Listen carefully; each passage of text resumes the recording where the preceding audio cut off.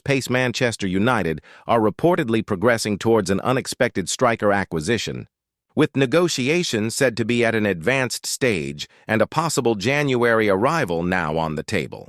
According to multiple reports, United are engaged in concrete talks to bring in a young forward whose potential transfer fee has also been revealed.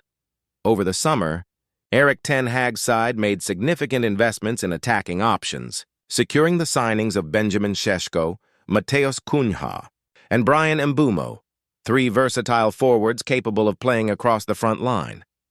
Between them, United have assembled a fast, creative, and unpredictable attacking unit designed to trouble even the most organized Premier League defenses. With Cunha and Mbeumo both aged 26, the club appears well equipped for the coming years in their attacking department.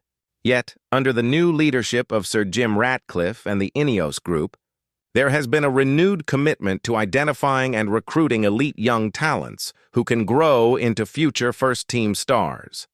Kevin Filling emerges as United's next big target, Sky Germany. Journalist Florian Plettenberg has revealed that United's next move could involve one of Scandinavia's brightest teenage strikers, Kevin Filling of AIK.